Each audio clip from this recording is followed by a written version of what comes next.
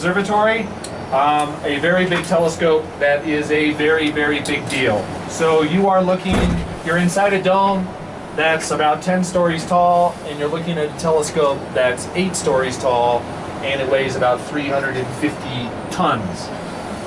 So the telescope rides around on 4 legs here, so this is one of the legs, and the telescope itself is this kind of white network here. This is the back of the mirror segment. So this steel structure holds up the mirror.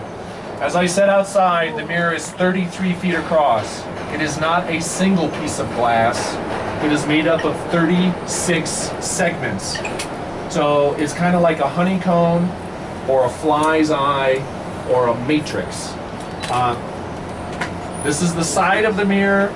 You have little piezoelectric motors, little fingers, and then you have these white hydraulic pistons that make sure that the mirror segments are in alignment with each other and in alignment as a giant single mirror.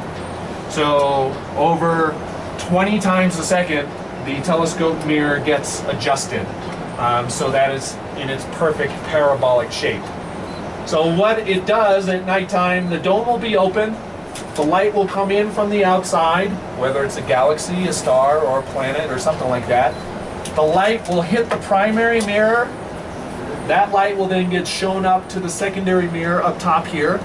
The secondary mirror is about 8 feet across. And then the light will get redirected through a hole in the mirror through this black tube.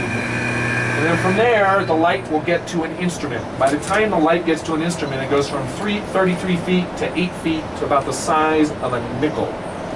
By the time it gets to an instrument. You are looking at the mirror here. This is 36 segments. That's about 850 square feet of light collecting area. This is the biggest optical mirror in the world for optical astronomy. The lines on the mirrors, or the lines between the mirrors, do not affect the observing. And that is because this telescope is basically looking off into infinity. We've all had the experience of looking through a chain link fence. If you look at the fence, you see the fence. But if you look through the fence to infinity, the fence basically disappears. Because the telescope here is looking off to infinity, the lines don't matter. Now the mirror, so as the telescope's going by here, I'm going to point this out. You see where my laser is?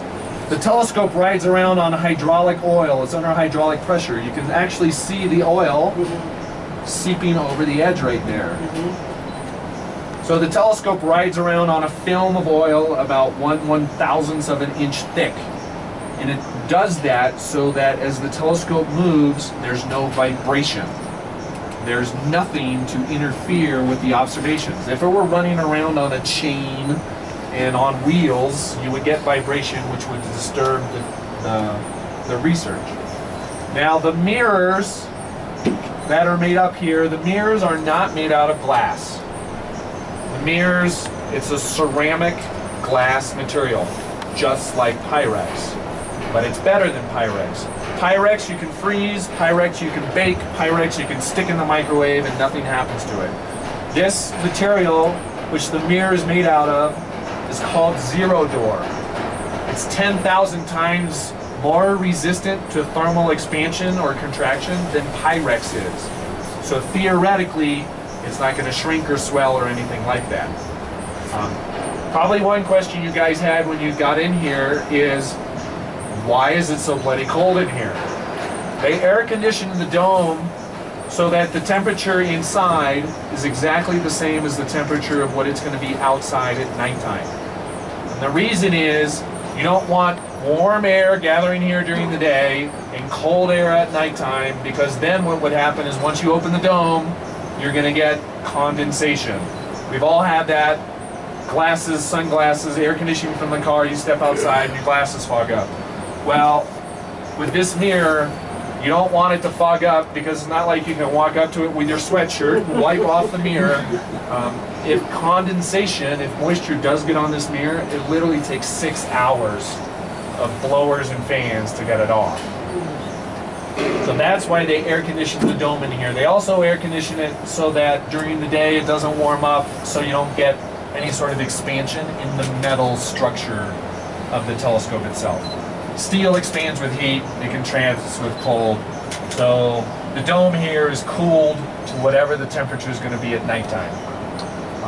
One thing that's interesting with this air conditioning here, their electrical bill every month is $100,000 a month in air conditioning alone. That's over $1.2 million a year in air conditioning.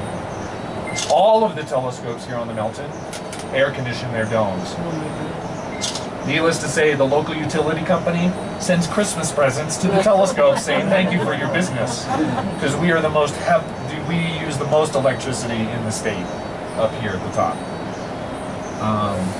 How much does the whole assembly weigh? The telescope itself weighs 350 tons. The dome is 700 tons, but the telescope itself is 350. Now, one thing that's